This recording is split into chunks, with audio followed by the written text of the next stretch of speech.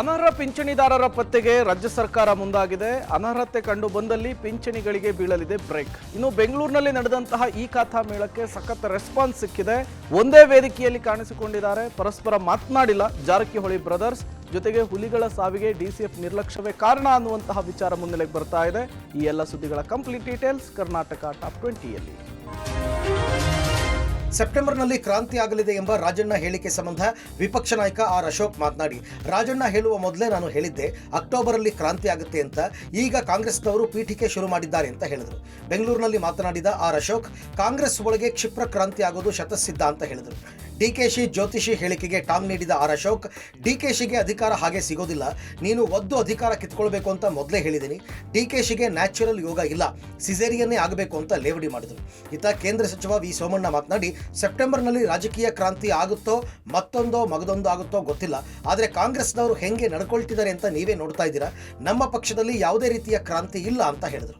ಭವಿಷ್ಯನ ನಾನು D K ಶಿವಕುಮಾರ್ಗೆ ವಿಧಾನಸಭೆಯಲ್ಲೇ ಹೇಳ್ಬಿಟ್ಟಿದ್ದೀನಿ, ನೋಡಪ್ಪ ನಿನಗೆ ಹಂಗೆ ಯಾವುದು ಸಿಗಲ್ಲ. ನಿನ್ನ ಯೋಗದಲ್ಲಿ ಅವ್ರ ಜಾತಕದಲ್ಲಿ ಗುರು ಶುಕ್ರ ಶನಿ ಇವೆಲ್ಲ ಫಲನ ಹಂಗೆ ಕೊಡಲ್ಲ. ನಿನಗೆ ಒದ್ದು ಕಿತ್ಕೊಬೇಕು. ನೀನು ಡಿ ಕೆ ಶಿವಕುಮಾರ್ಗೆ ನ್ಯಾಚುರಲ್ ಯೋಗ ಇಲ್ಲ, ಅವ್ರದ್ದು ನ್ಯಾಚುರಲ್ ಡೆಲಿವರಿ ಆಗಲ್ಲ, ಸಿಸರೇನ್ನೇ ಆಗಬೇಕು. ಸೆಪ್ಟೆಂಬರ್ ಕ್ರಾಂತಿ ಆಯ್ತದೋ ಮತ್ತೊಂದು ಆಯ್ತದೋ ಮಗದೊಂದು ಆಯ್ತದೋ ಕಾಂಗ್ರೆಸ್ನವರು ಹೆಂಗ್ ನಡ್ಕೋತಾ ಇದ್ದಾರೆ ಅಂತ ನೀವೇ ನೋಡ್ತಾ ಇದ್ದೀರಿ. ಬಿಜೆಪಿಲಿ ಯಾವ ಕ್ರಾಂತಿಗಳು ಎಲ್ಲ ಯಾವ ಇದಿಲ್ಲ. ನಿನ್ನೆ ಬೆಂಗಳೂರಿನ ಖಾಸಗಿ ಹೋಟೆಲ್ನಲ್ಲಿ ನಡೆದ ಕುರುಬ ಸಮುದಾಯದ ಸಭೆಯಲ್ಲಿ ಈಶ್ವರಪ್ಪರನ್ನ ಪಕ್ಷಕ್ಕೆ ವಾಪಸ್ ಕರೆತರುವಂತೆ ಕೆಲ ಮುಖಂಡರು ಒತ್ತಾಯ ಹಾಕಿದ್ದಾರೆ. ಕುರುಬ ಸಮುದಾಯದ ನಾಯಕರಾದ ಶಾಸಕ ಬೈರತಿ ಬಸವರಾಜ್, ಶಾಸಕ ದೊಡ್ಡನಗೌಡ ಪಾಟೀಲ್ ನೇತೃತ್ವದಲ್ಲಿ ನಡೆದ ಸಭೆಯಲ್ಲಿ ರಾಜ್ಯದ ಎಲ್ಲಾ ಜಿಲ್ಲೆಗಳ ಕುರುಬ ಸಮುದಾಯದ ಮುಖಂಡರು ಭಾಗಿಯಾಗಿದ್ರು. ಪಕ್ಷದಲ್ಲಿ ಕುರುಬ ಸಮುದಾಯಕ್ಕೆ ಸೂಕ್ತ ಸ್ಥಾನಮಾನಗಳು ಸಿಕ್ಕಿಲ್ಲ ಅಂತ ಅಸಮಾಧಾನ ಹೊರಹಾಕಿದ್ರು. ಇದೇ ವೇಳೆ ಬಿಜೆಪಿ ಪಕ್ಷದ ಮೇಲೆ ಮುನಿಸಿಕೊಂಡು ದೂರ ಉಳಿದಿರುವ ಈಶ್ವರಪ್ಪರನ್ನ ವಾಪಸ್ ಕರೆತರುವಂತೆ ಕೆಲ ಮುಖಂಡರು ಒತ್ತಾಯ ಮಾಡಿದ್ರು. ಈ ವೇಳೆ ಕುರುಬ ಸಮುದಾಯದ ನಾಯಕರು ಮಾತನಾಡಿ, ಈ ವಿಚಾರ ಹೈಕಮಾಂಡ್ ಮಟ್ಟದಲ್ಲಿ ಇದ್ದು ಹೈಕಮಾಂಡ್ ತೀರ್ಮಾನ ಮಾಡಲಿದೆ ಅಂತ ಹೇಳಿದ್ದಾರೆ. ಇನ್ನು ತಮ್ಮ ಮಗನಿಗೆ ಲೋಕಸಭೆ ಟಿಕೆಟ್ ಸಿಗದ ಕಾರಣಕ್ಕೆ ಆಕ್ರೋಶಗೊಂಡಿದ್ದ ಈಶ್ವರಪ್ಪ ಯಡಿಯೂರಪ್ಪ ವಿಜೇಂದ್ರ ವಿರುದ್ಧ ಹರಿಹಾಯ್ದು ಪಕ್ಷದಿಂದ ದೂರ ಉಳಿದಿದ್ರು. ಈ ವೇಳೆ ಶಿವಮೊಗ್ಗ ಲೋಕಸಭಾ ಕ್ಷೇತ್ರದಿಂದ ಪಕ್ಷೇತರವಾಗಿ ಸ್ಪರ್ಧೆ ಮಾಡಿ ಸೆಡ್ಡು ಹೊಡೆದಿದ್ರು.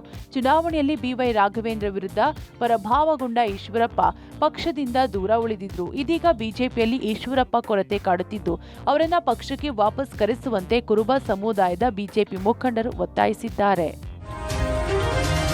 ಸುಳ್ಳು ಮಾಹಿತಿ ನೀಡಿ ಪಿಂಚಣಿ ಪಡೆಯುತ್ತಿರುವವರಿಗೆ ಶಾಕ್ ನೀಡಲು ರಾಜ್ಯ ಸರ್ಕಾರ ಮುಂದಾಗಿದೆ. ಇನ್ಮುಂದೆ ಅನರ್ಹ ಫಲಾನುಭವಿಗಳಿಗೆ ಪಿಂಚಣಿ ಕಟ್ ಮಾಡಲು ಸರ್ಕಾರ ಚಿಂತನೆ ನಡೆಸಿದೆ. 23 ಲಕ್ಷ ಪಿಂಚಣಿದಾರರ ಬಗ್ಗೆ ಅನುಮಾನ ವ್ಯಕ್ತಪಡಿಸಿರುವ ಕಂದಾಯ ಇಲಾಖೆ ಇದೀಗ ಪರಿಶೀಲನೆಗೆ ಮುಂದಾಗಿದೆ. ಅರ್ಹತೆ ಇಲ್ಲದಿದ್ದರೂ ಪಿಂಚಣಿ ಪಡೆಯುತ್ತಿರುವವರ ಪತ್ತೆಗಾಗಿ ಆಪರೇಷನ್ಗೆ ಮುಂದಾಗಿರುವ ಕಂದಾಯ ಸಚಿವ ಕೃಷ್ಣ ಬೈರೇಗೌಡ ಫೀಲ್ಡ್ಗೆ ಇಳಿದು ವೆರಿಫಿಕೇಶನ್ ಮಾಡುವಂತೆ ಸೂಚನೆ ನೀಡಿದ್ದಾರೆ. ಈ ಬಗ್ಗೆ ಪಬ್ಲಿಕ್ ಟಿವಿ ಜೊತೆ ಕಂದಾಯ ಸಚಿವ ಕೃಷ್ಣ ಬೈರೇಗೌಡ ಮಾತನಾಡಿ, ಕೆಲವರು ಸುಳ್ಳು ಮಾಹಿತಿ ಕೊಟ್ಟು ಪಿಂಚಣಿ ಪಡಿತಾ ಇದ್ದಾರೆ, ಅಂಥವರ ಕೇಸ್ಗಳನ್ನು ವೆರಿಫಿಕೇಶನ್ ಮಾಡ್ತಾ ಇದ್ದೀವಿ ಅಂತ ಹೇಳಿದರು. ಇವನು ಗೌರ್ಮೆಂಟ್ ಎಂಪ್ಲಾಯೀಸು ಸರ್ಕಾರದಿಂದ ಬಡವರಿಗೆ ಕೊಡುವಂತ ಓಲ್ಡ್ ಏಜ್ ಪೆನ್ಷನ್ ಅನ್ನ ಪಡ್ಕೋತಾ ಇದ್ದಾರೆ. ಇನ್ಕಮ್ ಟ್ಯಾಕ್ಸ್ ಪೇಯೀಸು ಪಡ್ಕೋತಾ ಇದ್ದಾರೆ. 60 ವಯಸ್ಸಾಗಿರ್ಬೇಕು, 40 ವಯಸ್ಸಿರೋರ್ಗೂ ಪೆನ್ಷನ್ ತಗೋತಾ ಇದ್ದಾರೆ. ಸೊ ಇಂಥದನ್ನೆಲ್ಲ ನಾವು ಡೇಟಾನ ಹುಡುಕಿ ಆ ಡೇಟಾನ ಫೀಲ್ಡಲ್ಲಿ ವೆರಿಫಿಕೇಶನ್ ಮಾಡಿ ಆಮೇಲೆ ಮುಂದಿನ ಕ್ರಮ ತೆಗೆದುಕೊಳ್ಬೇಕಾಗುತ್ತೆ. ಸಾಮಾಜಿಕ ಭದ್ರತಾ ಪಿಂಚಣಿಗಳು ಅದರಲ್ಲೂ ಕೂಡ ಈ ತರಹ ಅನರ್ಹರು ಬಡವರಿಗೆ ಸಿಗಬೇಕಾಗಿರೋದನ್ನ ವಂಚನೆ ಮುಖಾಂತರ ತಾವು ಪಡ್ಕೊಳ್ತಾ ಇರುವಂತಹದ್ದು ಕೂಡ ಇದೆ. ಅದು ಫ್ರಾಡ್ ಆಗುತ್ತೆ. ಅದನ್ನ ತಡೆಗಟ್ಟುವಂತ ಕೆಲಸಕ್ಕೆ ಎಲ್ಲರೂ ಸಹಕಾರ ಕೊಡಬೇಕು.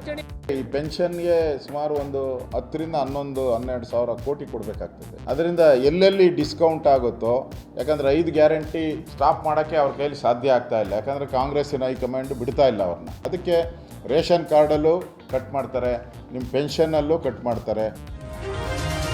ಬಿಬಿಎಂಪಿಯಿಂದ ಆಯೋಜಿಸಿದ್ದ ಬೃಹತ್ ಇ ಖಾತಾ ಮೇಳಕ್ಕೆ ಡಿಸಿಎಂ ಡಿಕೆಶಿ ಚಾಲನೆ ನೀಡಿದರು. ಯಲಹಂಕ ವಲಯದ ಸಹಕಾರ ನಗರ ಮೈದಾನದಲ್ಲಿ ಈ ಖಾತಾ ಮೇಳವನ್ನು ಆಯೋಜನೆ ಮಾಡಲಾಗಿತ್ತು. ಬಿಬಿಎಂಪಿ ಈ ಖಾತಾ ಮೇಳಕ್ಕೆ ಸಾರ್ವಜನಿಕರಿಂದ ಭರ್ಜರಿ ರೆಸ್ಪಾನ್ಸ್ ಸಿಕ್ಕಿದೆ. ಈ ಬಗ್ಗೆ ಮಾತನಾಡಿರುವ ಕಂದಾಯ ಸಚಿವ ಕೃಷ್ಣ ಬೈರೇಗೌಡ, ಈ ಖಾತಾ ಕಡ್ಡಾಯದಿಂದ ನಿಮ್ಮ ಆಸ್ತಿ ಸುರಕ್ಷಿತವಾಗಿರುತ್ತೆ, ಯಾರೂ ಕೂಡ ನಿಮ್ಮ ಆಸ್ತಿಗಳನ್ನ ವಂಚಿಸೋಕೆ ಆಗಲ್ಲ. ಭ್ರಷ್ಟಾಚಾರಕ್ಕೆ ಕಡಿವಾಣ ಹಾಕೋಕೆ ಈ ಖಾತಾ ಜಾರಿ ಮಾಡಿದ್ದೀವಿ ಅಂತ ಹೇಳಿದ್ರು. ಗ್ರಾಮಾಂತರ ಭಾಗದಲ್ಲಿ ಜುಲೈನಿಂದ ಬಿ ಖಾತಾಗಳನ್ನ ಈ ಖಾತಾಗಳನ್ನಾಗಿ ಪರಿವರ್ತನೆ ಮಾಡುವುದಾಗಿ ಘೋಷಣೆ ಮಾಡಿದ್ರು. ಇತ್ತ ಡಿಸಿಎಂ ಡಿಕೆ ಶಿವಕುಮಾರ್ ಮಾತನಾಡಿ, ಇಡೀ ಭಾರತದಲ್ಲಿ ಕ್ರಾಂತಿಕಾರಿ ಹೆಜ್ಜೆ. ನಾವು ಮತಕ್ಕಾಗಿ ರಾಜಕಾರಣ ಮಾಡ್ತಿಲ್ಲ, ನಿಮ್ಮ ಹಿತಕ್ಕಾಗಿ ಗ್ಯಾರಂಟಿ ಸರ್ಕಾರ ತಂದಿದ್ದೇವೆ. ಎ ಖಾತಾ ಇಲ್ಲದವರಿಗೆ ಬಿ ಖಾತಾ ಕೊಟ್ಟಿದ್ದೇವೆ ಅಂತ ತಮ್ಮ ಸರ್ಕಾರದ ಸಾಧನೆಗಳ ಬಗ್ಗೆ ಮಾತನಾಡಿದ್ರು.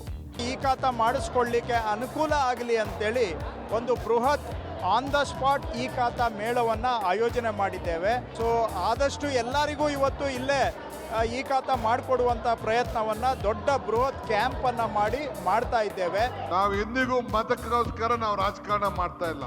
ನಿಮ್ಮ ಹಿತಕ್ಕೆ, ನಿಮ್ಮ ಬದುಕಿಗೆ, ನಿಮ್ಮ ಆಸ್ತಿಯ ರಕ್ಷಣೆಗೋಸ್ಕರ ಈ ಗ್ಯಾರಂಟಿ ಸರ್ಕಾರವನ್ನ ತಾವೆಲ್ಲ ತಂದಿದ್ದೀರಿ. ಉಳುವನ್ಗೆ ಭೂಮಿ ಕೊಟ್ಟಿದ್ದೀವಿ, ಎ ಖಾತಾ ಇಲ್ಲದೆ ಹೋದವನ್ಗೆ ಬಿ ಖಾತಾ ಮಾಡಿಕೊಟ್ಟಿದ್ದೀವಿ. ಬಗರುಕಂ ಸಾಗುವಳಿ ಮುಖಾಂತರ ರೈತರಿಗೆ ಜಮೀನನ್ನ ಮಂಜೂರಾತಿ ಮಾಡಿಕೊಟ್ಟಿದ್ದೀವಿ.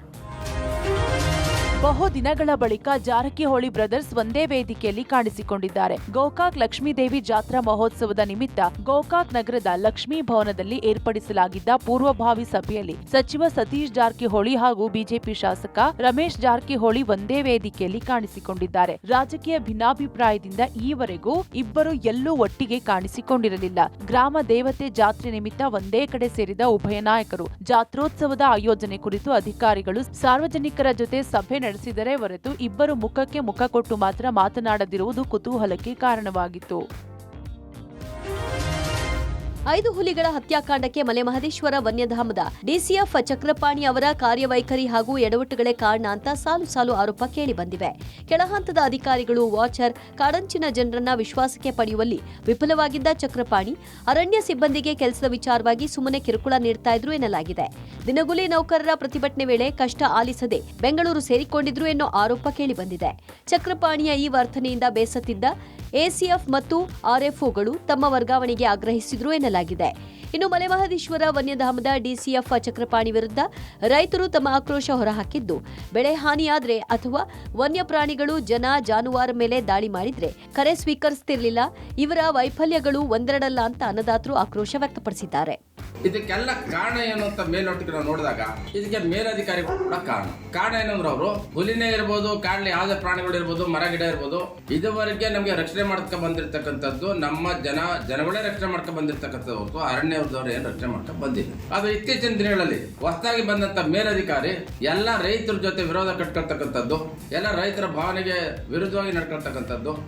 ಏನು ಹುಲಿ ದಾಳಿ ಆದಂಥ ಸಂದರ್ಭದಲ್ಲಿ ಆಗಿರ್ಬೋದು, ಚಿರತೆಗಳು ನಮ್ಮ ಸಾಕು ಪ್ರಾಣಿಗಳನ್ನ ದಾಳಿ ಮಾಡಿದಂಥ ಸಂದರ್ಭದಲ್ಲಿ ಮತ್ತು ಹಸುಗಳನ್ನ ಮರಿಗಳನ್ನ ತಿಂದಂಥ ಸಂದರ್ಭದಲ್ಲಿ ನಮಗೆ ಫೋನ್ ಮಾಡ್ತಾರೆ.